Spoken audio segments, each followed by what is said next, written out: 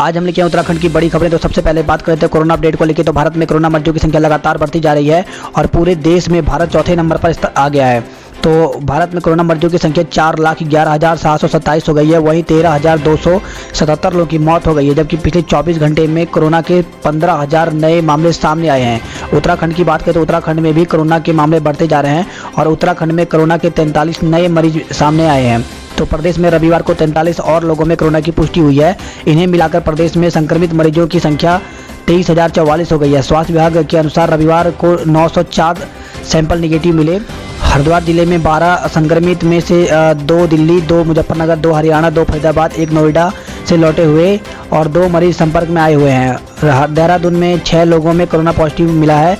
इनमें 2 दिल्ली से लौटे हैं और 4 मरीज संपर्क में आए हुए हैं। वहीं चमोली में 9, टिहरी जिले में 6, पौड़ी में 4, रुद्रप्रयाग जिले में 4, अल्मोड़ा और उत्तरकाशी में 1-1 संक्रमित का मामला सामने आया है।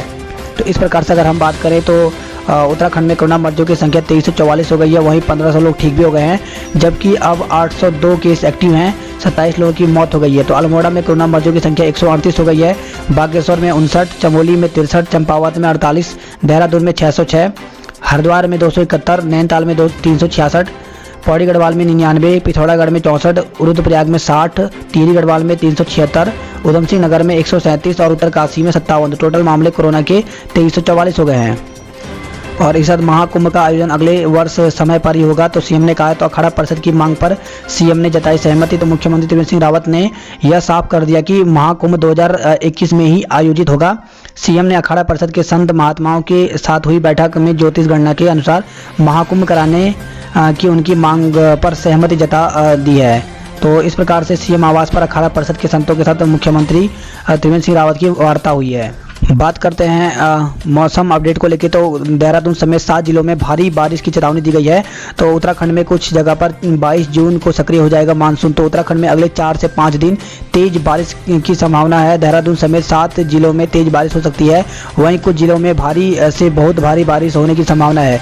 मौसम विभाग के अनुसार 22 जून को प्रदेश में कुछ जगह मानसून सक्रिय होगा, जबकि 23 से पूरे प्रदेश में मानसून आ जाएगा। इसके साथ ही प्रदेश में बारिश में तेजी की संभावना है। मौसम विज्ञान केंद्र निदेशक विक्रम सिंह के अनुसार 22 से 25 जून तक प्रदेश में बारिश की संभावना है। देहरादून, पिथौरागढ़, नैनीताल, चंपावत, बागेश्वर और पौड़ी जिले में 22 को कहीं कहीं बारिश हो सकती है। वहीं 23 और 24 जून को देहरादून, नैनीताल, बागेश्वर व पिथौरागढ़ जिले में भारी से बहुत भारी बारिश हो सकती है। उधम सिंह नगर, चंपावत, टिहरी और पौड़ी जिले में कहीं कहीं भारी बारिश होगी। वहीं 25 को देहरादून, नैनीताल, पौड़ी, टिहरी, पिथौरागढ़, बागेश्वर, चंपावत में तेज बारिश हो सकती है। तो उत्तराखंड में प्राथमिक शिक्षक भर्ती को लेकर बड़ी खबर आई है। उत्तराखंड में प्राथमिक शिक्षक भर्ती जो कि काफ़ी लंबे समय से लटकी हुई है हाई कोर्ट में, और इसमें जो भर्ती है वो मेरिट के आधार पर और साथ ही वर्षवार वरिष्ठता के आधार पर, इन सभी को लेकर के ये भर्ती प्रक्रिया हाई कोर्ट में चली गई थी। तो अब जो है इसकी सुनवाई 24 को है। तो सरकारी स्कूलों में बेसिक शिक्षकों की भर्ती पर छाया कुहासा जल्द छट सकता है। बेसिक शिक्षक भर्ती के मानक, टीटी की बाध्यता और वर्षवार बीएड वरिष्ठता समेत 40 से ज़्यादा रिट पर 24 जून को हाईकोर्ट में सुनवाई प्रस्तावित है। हाईकोर्ट ने अलग अलग रिट को संयुक्त कर दिया है। भर्ती का विषय न्यायिक विचाराधीन होने से की वजह से भर्ती की प्रक्रिया रुकी हुई है। अपर निदेशक बेसिक BS रावत का कहना है कि हाईकोर्ट के आदेश के अनुसार ही इस पूरे मामले की कार्रवाई की जाएगी। तो बड़ी खबर है। इस प्रकार से जो प्राथमिक शिक्षक भर्ती, अगर इसकी सुनवाई 24 को हो जाती है तो उसका रिजल्ट जल्दी घोषित कर जाएगा, क्योंकि 2000 से ज़्यादा पद प्राथमिक शिक्षक भर्ती में खाली हैं और जब ये भर्ती की सुनवाई पूरी हो जाएगी उसके बाद ही नई भर्ती आएगी। तो इस प्रकार से यहाँ पे देख सकते हैं कि मालूम हो कि शिक्षा विभाग में 2000 से ज़्यादा पदों पर नए सिरे से भर्ती प्रस्तावित है। इसमें NCTE के मानक के अनुसार शैक्षिक योग्यता पूरी नहीं करने वाले शिक्षा मित्र और करीब 500 सामान्य रिक्तियों पर भर्ती होनी है। पहले से कार्यरत शिक्षा मित्रों को सरकार ने 2 भर्तियों में शामिल होने और 12 अंकों का अतिरिक्त वेटेज देने की व्यवस्था की है। तो जो शिक्षा मित्र उनको जो नई भर्ती आएगी उसमें 12 अंकों का अतिरिक्त वेटेज भी दिया जाएगा। वहीं उत्तराखंड बोर्ड की परीक्षाएं आज से शुरू होने जा रही हैं। तो हाई स्कूल और इंटरमीडिएट की 2 पाली में आज से शुरू होंगी परीक्षाएं। तो 12,000 बच्चे जो हैं बोर्ड परीक्षाएं देंगे। तो कोरोना संकट के बीच हाई स्कूल और इंटरमीडिएट की 12,000 छात्र छात्राओं सोमवार यानी आज बोर्ड परीक्षा देंगे। तो परीक्षा कक्ष में प्रवेश से पूर्व सभी छात्र छात्राओं को थर्मल स्क्रीनिंग की जाएगी। सभी परीक्षार्थियों को अनिवार्य रूप से मास्क पहनना होगा। बगैर मास्क के किसी भी परीक्षा कक्ष में प्रवेश नहीं दिया जाएगा। तो LAC पर चीन ने फिर दुस्साहस किया तो हथियार उठा सकती है सेना। तो फौज को खुली छूट मिल गई है। रक्षा मंत्री ने कहा, घुसपैठ का मुंहतोड़ जवाब दें तो चीन के किसी भी दुस्साहस का मुंहतोड़ जवाब देने के लिए भारतीय सेना को खुली छूट दे दी गई है। भारत ने वास्तविक नियंत्रण रेखा यानी LAC पर आमने सामने की स्थिति में जवानों को हथियार उठाने की अनुमति दे दी है। असाधारण परिस्थितियों में अब फील्ड कमांडर इस पर खुद फैसला ले सकेंगे। गलवान घाटी की घटना के बाद रविवार को रक्षा मंत्री राजनाथ सिंह की उच्च स्तरीय बैठक में सामरिक दृष्टिकोण से यह बड़ा बदलाव लिया गया है। और वहीं खबर आई है, चीनी अफसर समेत 15 सैनिक थे भारत के कब्जे में। तो मीडिया रिपोर्ट के मुताबिक गलवान की घटना के मामले में सरकार को सौंपी गई रिपोर्ट के मुताबिक चीन की सेना के एक अधिकारी समेत 15 जवान भारतीय सेना के कब्जे में थे। वहीं केंद्रीय मंत्री व पूर्व सेना अध्यक्ष जनरल BK सिंह ने एक साक्षात्कार में कहा कि भारत के अगर 20 जवान शहीद हुए तो चीन के इसके दुगने यानी कम से कम 40 सैनिकों की जान गई थी। और वहीं चीन नेपाल सीमा पर पहुंचे शीर्ष सैन्य अफसर तो ITBP, SSB और IG, DIG और सेवा के कर्नल रैंक के अधिकारियों ने लिपुपास, काला पानी और नाभी डांग का जायजा लिया है।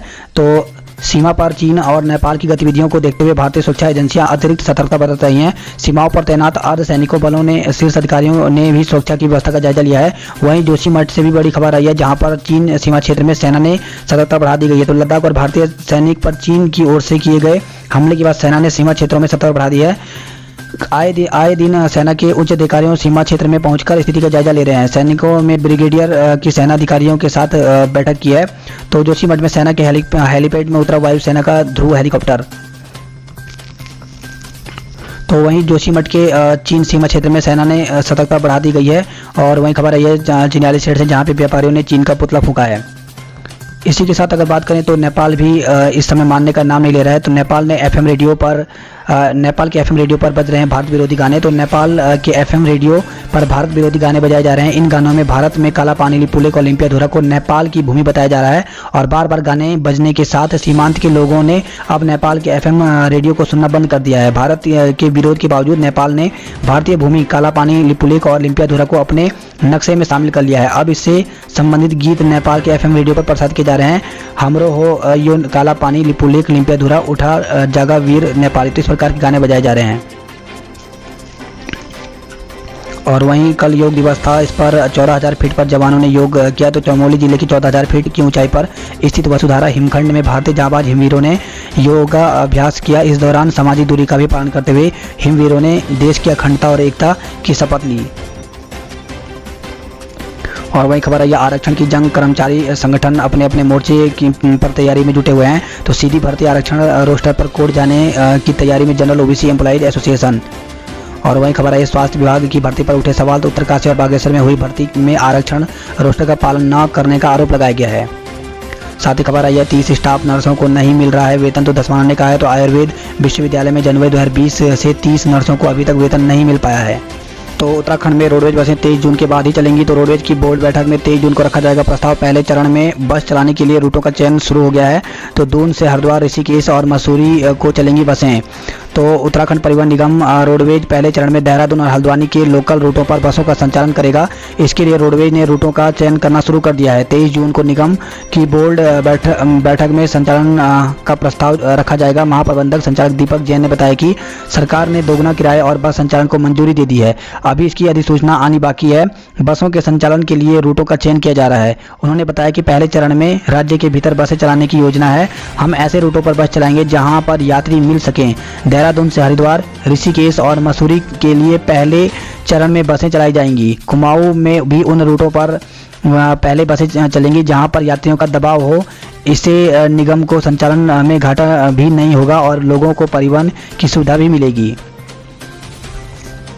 वहीं रोडवेज कर्मचारियों को 3 माह से तनख्वाह नहीं मिला है। इसे रोडवेज कर्मचारियों ने प्रदर्शन किया है। और खबर है, सचिवालय कर्मचारी की मां समेत 6 को कोरोना। वहीं देहरादून में एक सप्ताह में कोरोना मरीजों की संख्या 139 हो गई है।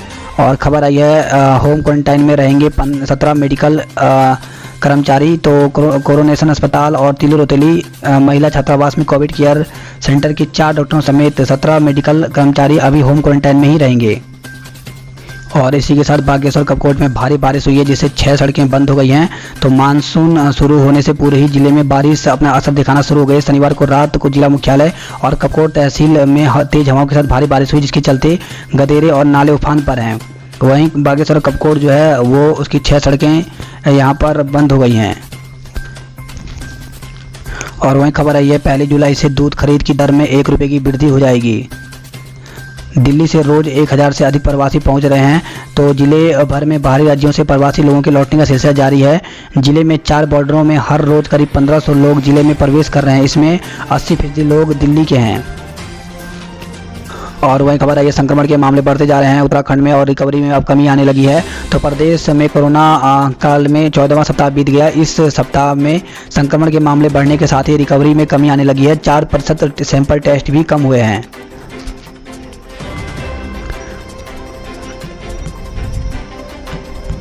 वहीं खबर आई है कर्णप्रयाग से जहाँ पे सुलग रहे हैं तोप और फटाली के जंगल। तो लॉकडाउन के दौरान जहाँ पहाड़ी क्षेत्रों में इस साल जंगलों में पेड़ पौधों की संख्या में बढ़ोतरी हुई, वहीं गर्मी बढ़ने के साथ ही लगातार चीड़ के जंगलों का जलना जारी है। और वहीं वैज्ञानिक दिल्ली में आए भूकंप के अध्ययन में जुटे हुए हैं। तो 3 माह में 18 बार आ चुका है भूकंप। दून स्थित वाडिया इंस्टीट्यूट पर हर चीज़ पर नज़र रख रहा है। तो नई दिल्ली सहित एनसीआर के आसपास के क्षेत्रों में पिछले 3 माह से आए 18 भूकंपों ने भूवैज्ञानिकों की चिंता बढ़ा दी है। Wadia institute of Himalaya geology के वैज्ञानिक ने तमाम भूकंपों का अध्ययन करने में जुटे हुए हैं। और वहीं खबर है देवस्थानम बोर्ड के खिलाफ केदारनाथ में धरना। तो पुरोहितों ने लगाया उपेक्षा का आरोप। बीकेटीसी को फिर अस्तित्व में लाने की मांग की है। और इसी साथ खबर है रामनगर नैनीताल से जहां पर बांगा झाला में शावकों के साथ दिखी बाघिनी। तो पिछले दिनों ढिकोली गांव के 2 गायों को अपना निवाला बनाने वाली बाघिनी अपने 3 शावकों के साथ बांगा झाला नदी के पास दिखाई दी है। और वहीं खबर आई है बैंक मित्र की हत्या और लूट के आरोपी मुठभेड़ में दबोचे गए हैं। तो खबर आई है रुड़की से जहां पर 1 पिस्टल 2 तमंचे बाइक और लूटे 86,000 रुपये बरामद किए गए हैं। वहीं धनौरी हरिद्वार से खबर है जहाँ पे पुलिसकर्मी ने पाबंद गांव में आत्महत्या किया। तो कंटेनमेंट जोन धनौरा गांव में ड्यूटी कर रहे पुलिस के कांस्टेबल ने फांसी के फंदे से झूलकर आत्महत्या कर ली। वहीं व्यापारियों ने टैक्स में छूट देने की बात कही है। और इस खबर आई है पेट्रोल डीजल के दाम बढ़ने से लोग परेशान हैं। तो कच्चे तेल की कीमतों में बढ़ोतरी के बाद तेल कंपनियों ने पेट्रोल और डीजल के दाम बढ़ा दिए हैं। तो पेट्रोल के दाम जो है वो बढ़कर के 80 रुपये 69 पैसे पहुँच गए हैं। और वहीं लोक गायक और रंगकर्मी जीत सिंह नेगी का निधन हो गया। तू होली ऊंची डांडियों का वीरा से हासिल हुई थी पहचान। तो खामोशी से चला गया गढ़वाली गीतों का पुरोधा। तो गढ़वाल के प्रसिद्ध लोक गायक रचनाकार रंगकर्मी जीत सिंह नेगी का रविवार को बेहद खामोशी के साथ दुनिया को अलविदा कह गए। 1947 में यंग इंडिया ग्रामोफोन कंपनी ने 1949 में 6 गीतों का रिकॉर्ड किया था। वहीं देहरादून से खबर है फोन 4 माह से बंद आरटीओ पे खबर। तो संभागीय परिवहन कार्यालय ने पंजीकरण के लिए जारी किए नंबर, वाहन मालिक परेशान हैं।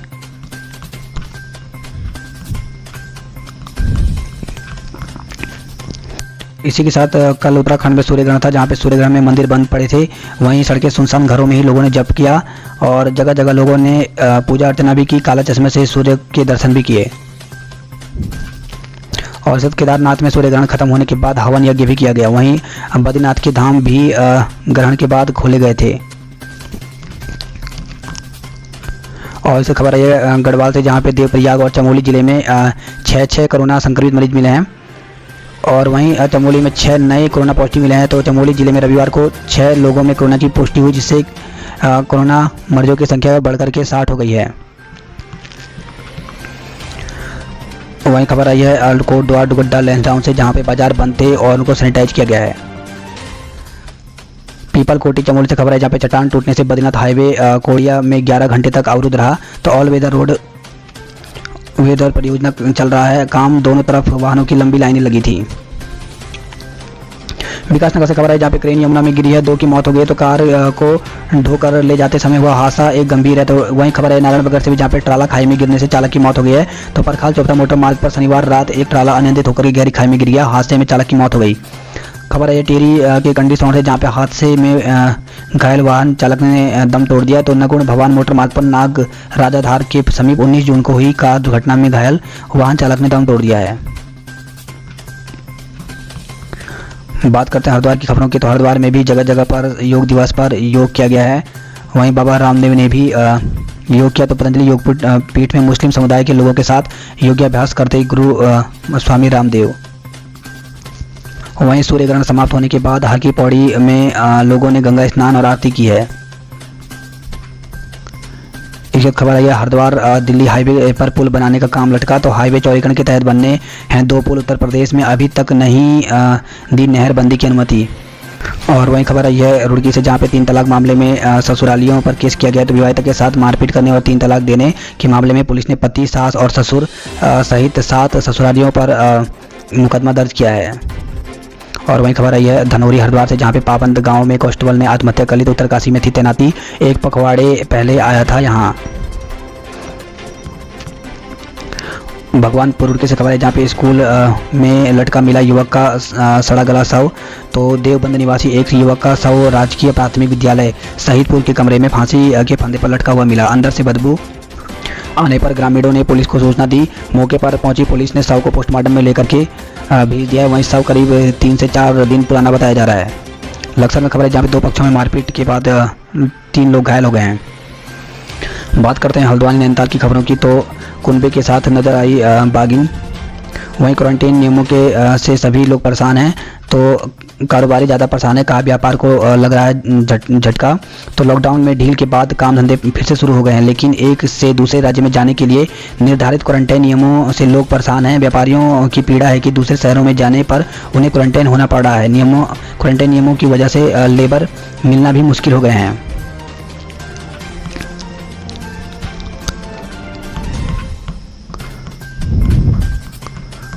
वहीं हल्द्वानी में भी अंतर्राष्ट्रीय योग दिवस पर विभिन्न संस्थानों ने योगाभ्यास किया।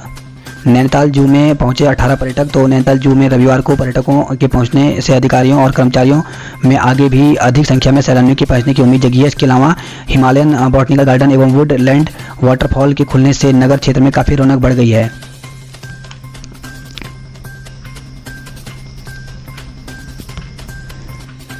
इसी के साथ खबर आई है बागेश्वर से, जहाँ पे बागेश्वर में खबर है, जहाँ पे बारिश का पानी घरों में घुसा है, सड़कें लबालब पटी हुई हैं। और वहीं खबर आई है रीठा साहिब चंपावत से, जहाँ पे बाइक खाई में लुढ़की, जिससे दीपक की मौत हो गई। वहीं 17 घंटे बाद थल मुंशियारी सड़क खुली। तो विभिन्न जिलों में बारिश होने से नदियां उफान पर हैं। भारी बारिश के कारण आए मलबे में थल मुंशियारी सड़क नया बस्ती और हरडिया के पास बंद हो गया। करीब 17 घंटे के बाद इसको खोला गया। और वहीं खबर आई है यूंका कार्यकर्ताओं ने रोडवेज बसों में किराया दोगुना करने के विरोध में सीएम और परिवहन मंत्री का पुतला फूंका है।